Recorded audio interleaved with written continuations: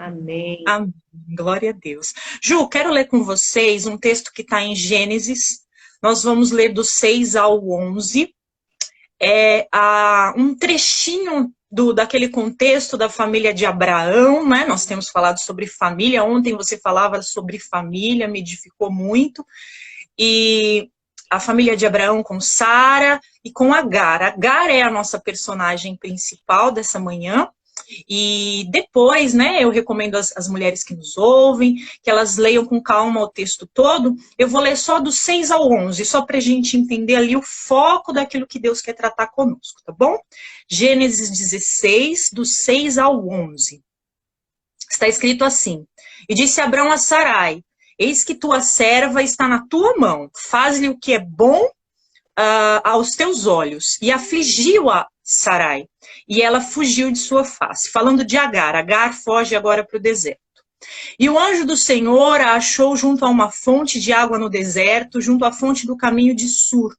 E disse: Agar, serva de Sarai, de onde vens? E para onde vais? E ela disse: Venho fugida da face de Sarai, minha senhora. Então lhe disse o anjo do Senhor: Torna-te para tua senhora e humilha-te debaixo de suas mãos. Disse-lhe mais o anjo do Senhor: Multiplicarei sobremaneira a tua descendência, que não será contada, por numerosa que será. Disse-lhe também o anjo do Senhor: Eis que concebeste, e darás à luz um filho, e chamarás seu nome Ismael, porquanto o Senhor ouviu a tua aflição. Amém, Ju? Ju, Amém. a gente tem aí um contexto desafiador para imaginarmos, né? Muitas de nós vêm ali de uma família um pouco mais estruturada, e outras nem tanto, né? Tivemos, de repente, uma infância mais difícil, então eu não sei exatamente como que é a realidade das mulheres que nos ouvem, mas certamente o Espírito vai aplicar ao coração delas, né? Agora eu quero, Ju, que a gente imagine Sarai, né? Sarai era uma escrava, você consegue imaginar aí a identidade de uma escrava, Ju? Escrava tem identidade?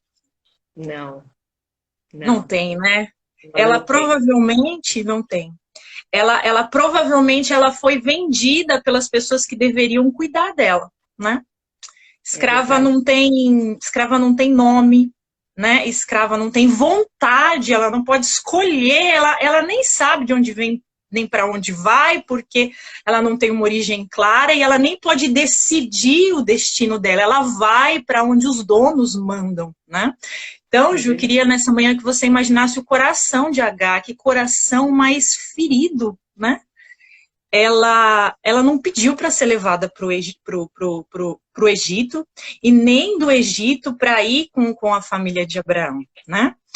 E ela foi obrigada, e ela também nem pediu para estar ali, coabitar ali com Abraão e ter aquele filho.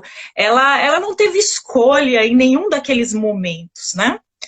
E a gente sabe que quando ela se vê grávida de Ismael, ela começa a entender que talvez a vida dela tenha algum significado, porque ela está grávida, é o príncipe, né? É o filho ali de Abraão, e aquele filho é tão importante, tão esperado, então ela deixa aflorar, Ju, o que a gente deixa aflorar também, porque a Bíblia é feita de gente como a gente, né? Uma Sim, certa arrogância, né? Finalmente, agora eu vou à forra, né? Finalmente eu tenho algum valor. E é quando ela deixa verdade. isso aflorar, né, Ju, a Sara fica muito aborrecida com tudo isso, né? A gente vê Sara uma mulher de Deus, mas nesse momento Sara tomando decisões tão complicadas.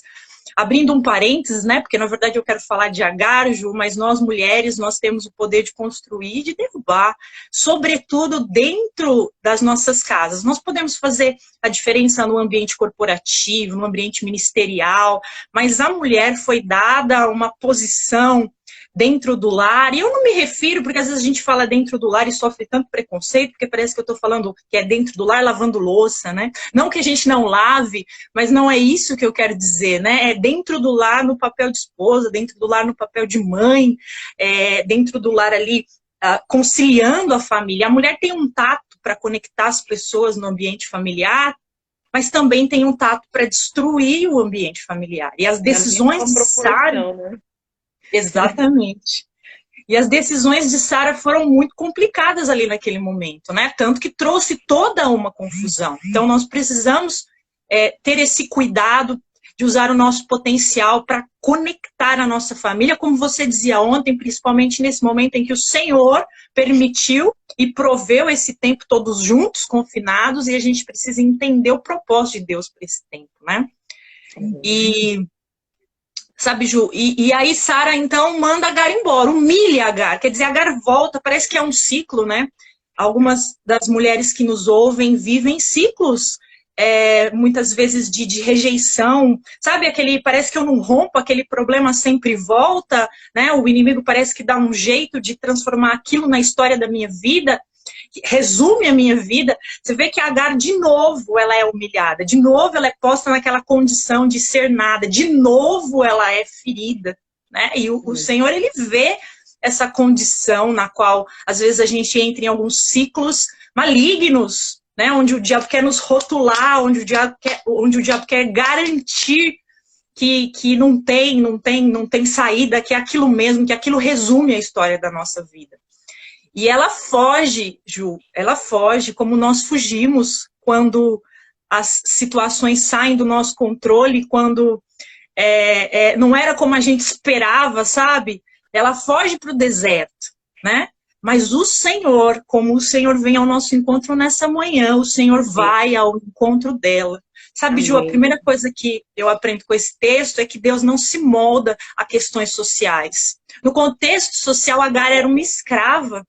No contexto social, às vezes a gente não tem muito valor, porque o mundo dá valor para coisas estranhas, né? A medida do mundo é muito complicada. Mas, para Deus não, né? Deus forjou Agar no ventre da mãe dela. Eu nem sei se Agar sabia quem era a mãe dela, mas Deus sabia. E Deus forjou Agar no ventre da mãe dela, né? Deus sabia quem ela era, mais do que isso. Deus tinha um plano, e Deus vai revelar daqui a pouco esse plano, e era um plano grandioso para ela. Então ela foge, e o Senhor, a Bíblia diz que é o anjo do Senhor, então é o próprio Senhor Jesus. Olha que Deus maravilhoso, que vai pessoalmente, né? Pessoalmente o Espírito do Senhor está falando conosco nessa manhã. Pessoalmente o Espírito do Senhor está tocando nos nossos corações. É um Deus que se importa, Ju, que vai, é um Deus que não manda recado, que não manda outros, né? Ele vai, porque quando eu vou pessoalmente, eu denoto importância. Olha, eu vim pessoalmente, porque você tem valor, então eu queria olhar nos seus olhos e falar com você, né? Esse era o recado que Deus estava dando para aquela escrava que não tinha aparentemente valor nenhum. E mais do que isso, se a gente observar, né, no verso, nós lemos aqui, o Senhor começa o texto falando com ela e a chamando pelo nome, né? Ele diz Agar, e disse Agar, né? Então, eu acredito que ela tenha levado um susto. Ele me conhece, né? Quantas de nós... pelo nome aqui nesse lugar, né? Né? Quantas de nós estamos vivendo as nossas guerras e achamos que Deus... nós conhecemos o Senhor, mas às vezes a gente ainda incorre no erro de achar que Deus não está acompanhando os detalhes, né? Não é possível, Deus deve estar muito ocupado, porque está acontecendo cada coisa sabe, ele não deve estar acompanhando os detalhes, né? E o Senhor diz... Porque não importa tanto, né? O que é o meu sentimento para um Deus desse tamanho todo, né? Boa, é isso mesmo, né? Então, às vezes, a gente gera um distanciamento de Deus até pela própria grandeza dele e a nossa pequenez, né? É isso mesmo. E aí o Senhor fala Agar, né? Não é ô moça aí, não, é Agar. O Senhor a chama pelo nome, né? Agar. E depois diz, como quem diz, né? Eu sei quem você é, eu te conheço. Sabe, Ju, uma coisa interessante? Nós, né? Eu tenho 35 anos, né? E você, imagina, não precisa me contar, mas você tá, né? Um pouco também, mais, um pouco menos. Eu imagino que a gente tem gente bem perto. E tem coisas a meu respeito que eu ainda não sei. Às vezes eu me pego respondendo algumas, né, algumas ações, dando algumas respostas que eu olho para mim mesmo e falo, nossa, nem sabia que eu era capaz disso, né? A gente vai, não é? A gente vai se conhecendo ao longo da vida. E eu tenho a impressão, Ju, que isso é a vida toda, né? Até lá no final a gente vai se descobrindo assim. Mas com Deus não é assim. A gente não surpreende Deus nesse sentido, porque ele nos fez, né? Tem coisas que eu manifesto que ele olha e fala, é isso mesmo, eu botei isso aí dentro de você, que era para você reagir dessa forma mesmo.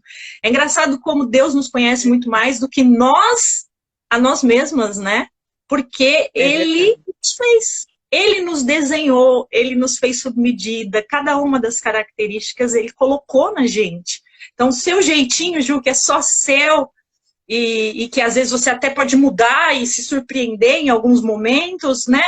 Deus está olhando e falando, é isso aí, a minha filhinha, criei assim, gerei assim, projetei assim, era exatamente isso que eu esperava dela. Mesmo, Ju, seus tropeços, as suas dificuldades não frustram Deus, né? Ele está conosco nesse processo de nos forjar. Às vezes a gente fala, agora ele desiste de mim, né? Agora eu dei uma mancada que agora, né? Agora eu não tenho mais acesso. E nada disso, né? Muito interessante, Tassi, porque até então eu tinha uma ideia. Eu sempre meditei muito no que Deus nos revela quando Ele nos coloca diante do espelho para mostrar os nossos defeitos, né? Porque é assim, né? Eu sempre gosto de pregar isso e lembro as minhas meninas disso, né? Que quando Deus não é tão misericordioso conosco que Ele não nos mostra todos os nossos defeitos de uma vez. Ele mostra isso gradativamente, né? Ao longo da nossa vida, aos pouquinhos, senão a gente não suporta, né? Conhecer todos os nossos defeitos, né? Sim. E eu não tinha parado para pensar no oposto, nos potenciais que Ele nos entregou, né? Porque Ele também tem prazer em entregar isso aos pouquinhos, para nós não enchermos o nosso coração de soberba, né? Também, verdade, né? Que é o que aconteceu com Agar, né? Mas é tão gostoso eu fico imaginando, e aí eu acho que só na eternidade que a gente vai saber plenamente como é isso, né? O prazer que Deus tem de nos colocar diante do espelho também para mostrar o potencial que Ele nos deu, né? Eu acredito que ele olha e fala lá, funcionou, tá vendo? Ela rompeu, né? Ela conseguiu. Como um pai, como uma mãe mesmo, quando o filho anda pela primeira vez, ou quando desfralda, ou quando vai para a faculdade, né? Deus se porta assim, né? Como um pai amoroso que ele é mesmo. Ô, Ju, e aí a segunda parte que Deus fala para ela é bem desafiadora, sabe? Ele começa dizendo Agar, e depois ele diz serva de Sarai. Era tudo que ela não queria ouvir. De Sarai. Sabe, Deus também toca no ponto, né? Você vê que Deus não rodeia. A gente rodeia, Deus não rodeia, porque o olhar dele nos sonda, sabe? E ela estava fugindo, ela não queria ser serva de Sarai, ela não queria estar ali. Por que será que Jesus chama de Agar e na sequência já diz serva de Sarai, né? Porque, Ju, aquela era a trincheira de Agar. Ali era o lugar da bênção. Podia não parecer, mas era o lugar onde Deus tinha plantado ela para que ela pudesse viver o chamado de grandeza. A gente fica olhando para o chamado de grandeza de Abraão, o chamado de grandeza de Sara, mas também havia um chamado de grandeza para Agar. Né? Ela não estava ali por acaso. E aquele era o lugar, com Abraão, com Sara, para gerar Ismael num ambiente seguro, para que esse menino pudesse receber os valores adequados, depois pudesse ser esse pai de uma grande nação, que ele realmente foi, porque as promessas de Deus nunca falham. Né? Então, serva de Sarai era o lugar de Agar. Serva de Sarai era a batalha de Agar. Serva de Sarai era o propósito de Agar. E quantas de nós, Ju, não fogem desse propósito e nem querem ouvir falar desse propósito, porque a nossa trincheira é um lugar difícil mesmo, né? O nosso campo de batalha é um lugar de guerra E nem sempre as coisas saem como nós gostaríamos. Então, quantas de nós não estão querendo, nesse momento, fugir de um casamento complicado, difícil? Melhor fugir para o deserto, né? Então, não quero ser chamada da esposa de fulano, nem falem fulano para mim, né? Quantas de nós nem me lembra desse casamento difícil? Quantas de nós, né, estão lutando com filhos, com dificuldades em ambientes familiares, com dificuldades em ambientes ministeriais, porque a igreja também é um lugar de relacionamento, de gente, e é difícil, né, a gente, né, se alinhar ali, se encaixar. Então, nem me fale nessa líder, né? Eu não quero ver essa líder, eu não quero falar com esse pastor, nem me fale nessa pastora. Quer dizer, Deus nos planta, Ju, em lugares que são lugares onde nós vamos florescer, que são lugares onde nós vamos fazer a diferença. Mas estar ali é um desafio, porque vem as guerras, vem as afrontas, vem as resistências do inimigo, vem, Ju, as dificuldades de relacionamento. E o que nós queremos fazer? Fugir da nossa trincheira, fugir do posto onde Deus nos plantou e onde nós podemos edificar e viver à medida da grandeza, porque olha, ela era uma escrava, mas olha o chamado de Deus para ela. Então, às vezes eu estou me vendo de uma maneira tão simples, mas o olhar do Senhor para mim é outro. A medida, a proporção. Eu não vejo Deus fazendo coisas mirradas. Eu ia dizer pequenas, Deus pode fazer sim coisas pequenas e coisas grandes, mas eu não vejo Deus fazer coisas mirradas, sabe? Pouquinho, faltou. Medíocre, né? Tão medíocre, não.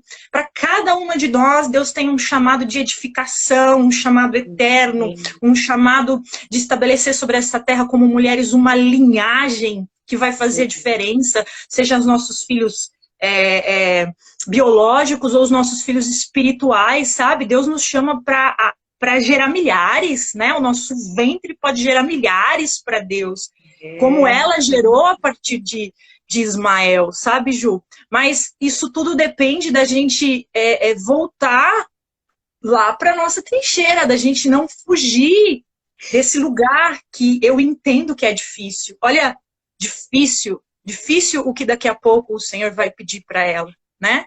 Porque o Senhor vai pedir para ela voltar, né? E antes, Ju, do Senhor pedir para ela voltar, o Senhor, ele faz uma pergunta, que é a pergunta que ele faz para nós nessa manhã. De onde você vem, Agar? E para onde você vai? E ela fala assim, eu fujo. Eu estou fugindo. É muito difícil quando eu não sei de onde eu vim e nem para onde eu vou. Porque aí, Ju, me falta identidade. Me falta clareza de propósito. Eu não tenho lastro, né? Eu não sei quem eu sou. Ela não sabia quem ela era. Jesus vai curar a identidade de Agar nessa conversa. O poder de Jesus de curar num processo, num liberar de uma palavra, como está acontecendo agora nessa manhã com quem nos ouve, é algo extraordinário. Esse bate-papo e esse processo no qual Jesus conduz Agar restaura a alma, restaura o interior, restaura a identidade dela, e ele começa por aí. Agar, quem que você é? De onde você está vindo? Qual que é a sua origem? E para onde você está indo? Qual que é seu propósito? E ela não sabe responder, ela diz, eu fujo, né? E o Senhor vai começar a dizer para ela, não é bem assim, você veio de mim. Você percebe? Quando ele a chama pelo nome, quando ele vai trabalhando com ela, ele está tentando dizer, Agar, não importa que você não saiba o ventre de onde você saiu, que você não tenha tido uma família, isso não interessa, você veio de mim, eu te fiz. Amém. Né? Agar, e você sabe para onde você vai, Agar? Você vai gerar esse menino aí, e esse menino vai ser forte, esse menino vai ser guerreiro, esse menino vai gerar milhares, esse menino vai ter uma nação inteira. Você, Agar, vai ser mãe de uma nação. É para aí, é para esse lugar que você está aí. Nessa manhã o Espírito quer tratar, Ju, com as mulheres que nos ouvem, nesse sentido. Ei, você veio de mim. E olha, sabe aquela promessa que eu fiz lá atrás, está de pé? Por mais difícil que pareça, é para lá que você vai. Ju, queria abrir um parênteses aqui para dizer que quando quando Jesus vai viver aquele momento do lava-pés. Você lembra, Ju, do lava-pés? Quando Jesus se cinge e vai lavar os pés dos discípulos, né? Dos discípulos. Eu queria que depois você, as meninas que nos ouvem, dessem uma olhada nesse texto, porque eu não quero me estender muito aqui, ir lá ler, mas está em João 13. Né? E esse texto, Ju, João ele fala algo interessante. Eu nunca tinha reparado nisso, mas a Bíblia é assim, né? De vez em quando ela salta aos nossos olhos, o texto sempre se renova, né? Demais, demais, o tempo todo. E eu estava lendo e esses dias saltou, assim. Eu já sabia que Jesus ele vai assumir uma posição de servo e ele vai lavar amorosamente os pés dos discípulos. A gente está acostumado, a gente faz peças sobre isso, né? A gente encena isso. Mas o que saltou aos meus olhos é que antes João, que está descrevendo a cena, João o amado, né? Ele fala assim: Jesus, sabendo que o Pai tinha depositado nas suas mãos todas as coisas, e que havia saído de Deus e ia para Deus. Nossa, por que João tem que dizer, antes de Jesus lavar os pés dos discípulos, que Jesus ele era o próprio Filho de Deus e que ele sabia que tinha vindo de Deus e que depois ele ia voltar para Deus? Eu fiquei pensando, né, por que João tem que dizer isso? Porque João está tentando nos dizer o seguinte: Jesus sabia quem ele era. Sabia que vinha de Deus e sabia que ia voltar para Deus. E sabia que o Pai tinha lhe confiado uma missão. É por isso que Jesus vai lá, sem constrangimento, e humildemente lava os pés dos discípulos. Eu só consigo servir, Ju, e perdoar, e amar, se eu sei quem eu sou. É isso mesmo. Porque senão, Ju, eu fico tentando provar as coisas. Eu falei, eu não vou lá me humilhar. Eu não vou lá pedir perdão. Porque senão vai parecer um sinal de fraqueza. Como se eu fosse menor. E a gente fica com esses complexos de toda hora tentar ficar provando quem nós somos, que somos melhores e que somos superiores. A gente faz isso, Ju. A gente compra um carro melhor, uma roupa melhor. E às vezes não com uma intenção lícita. Às vezes é realmente para tentar provar para nós mesmas e para quem nos vê que nós somos boas o bastante. E isso é uma coisa tão complicada, porque a gente nunca sai disso. É um ciclo horrível. Não termina nunca.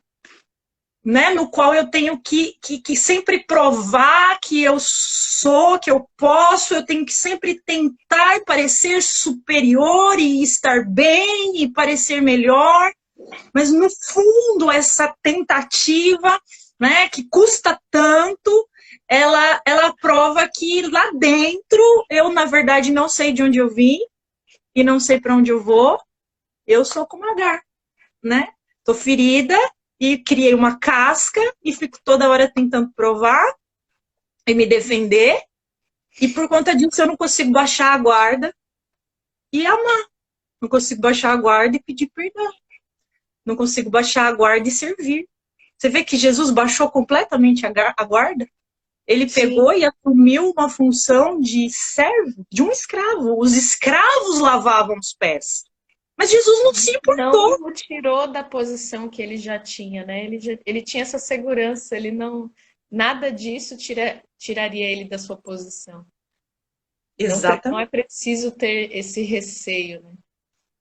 Exatamente. Ele sabia quem ele era, né? Às vezes Deus está requerendo de nós um conserto com alguém. Ir lá e consertar esse casamento, ir lá e consertar essa amizade, ir lá e consertar esse relacionamento, ir lá e amar um pouco mais, mesmo que eu não esteja recebendo todo o amor que eu gostaria, mas eu posso amar um pouco mais, eu posso fazer essa parte de cobrir amando mais, sabe? Porque a gente sempre espera muita reciprocidade, mas às vezes o Senhor quer que a gente dê um passo, que a gente seja gracioso, que a gente transborde, né? Quantas vezes Jesus não transbordou diante de homens tão falhos? Quer dizer, Jesus lavou os pés de Judas?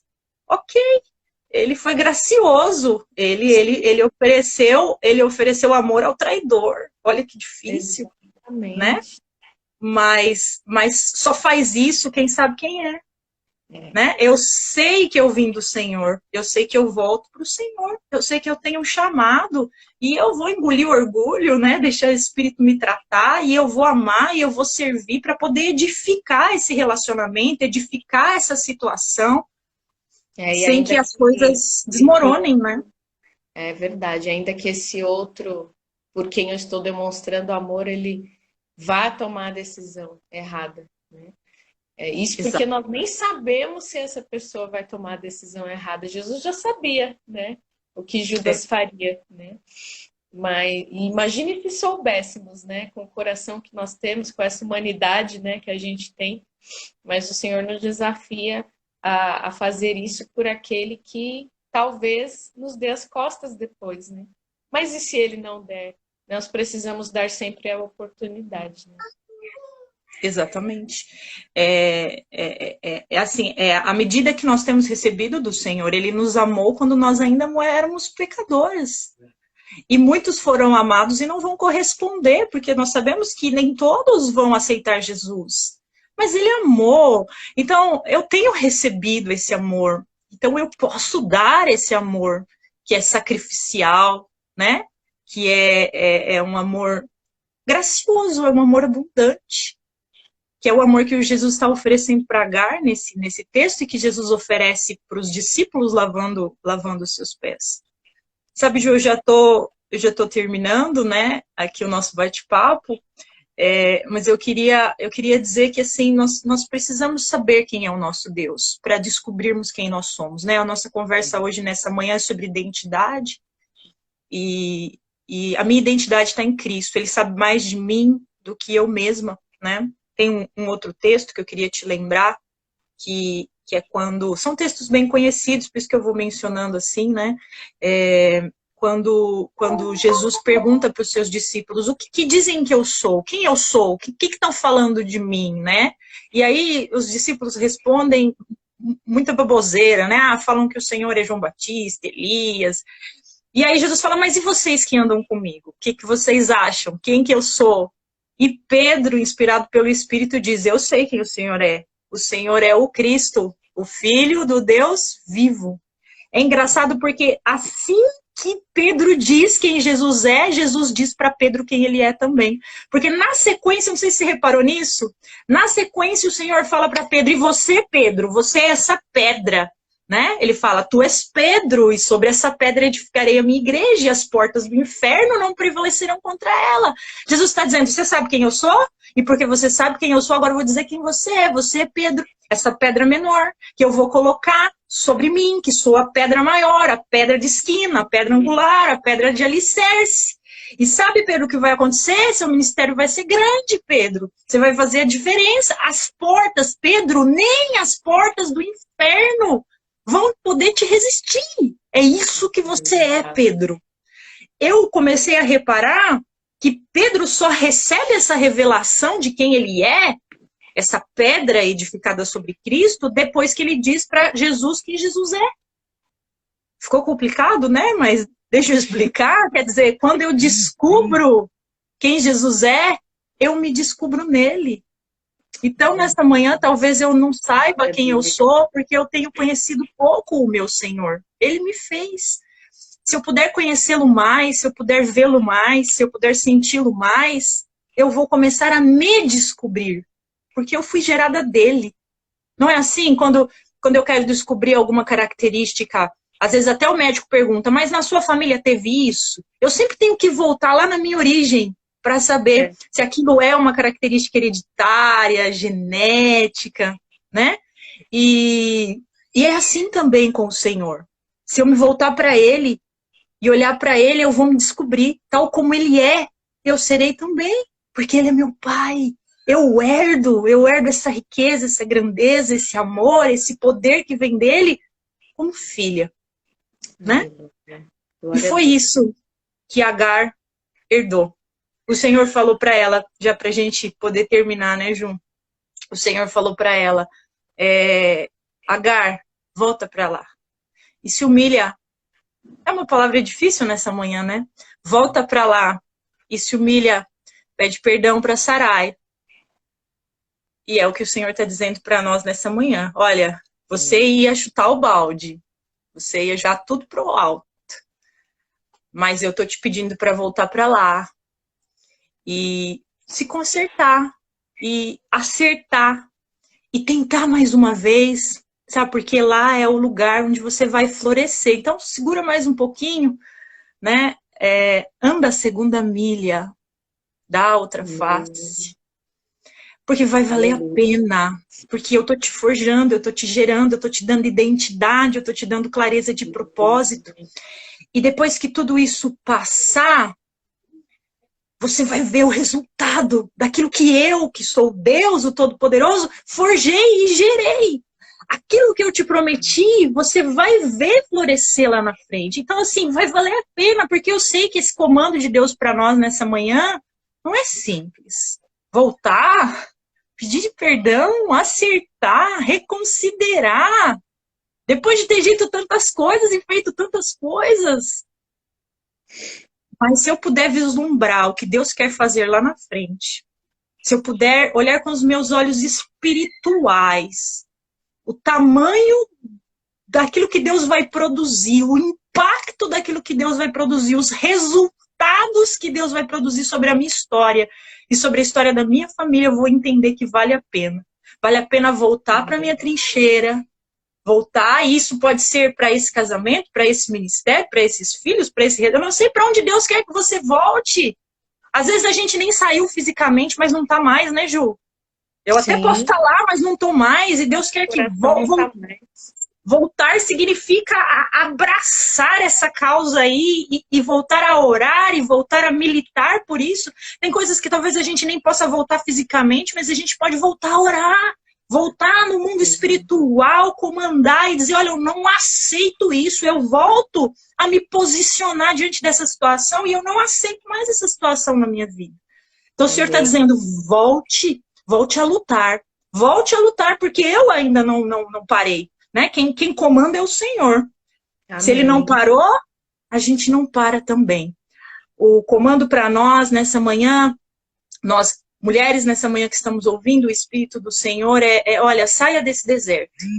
Deserto é lugar só de passagem. Deserto não é lugar para morar. Quem mora no deserto morre no deserto. Então, e nós não vamos morrer em nome de Jesus. Então o Senhor está dizendo, saia desse deserto. Você sabe de onde você veio. Você veio de mim. E você sabe para onde você vai. Você vai voltar para mim. E você sabe que durante esse intervalo, esse período que você está aqui para cumprir o meu propósito. E o propósito que eu desenhei para você é o melhor. Então volte. Volte para viver aquilo que eu tenho para você. Em nome de Jesus. Amém, Ju?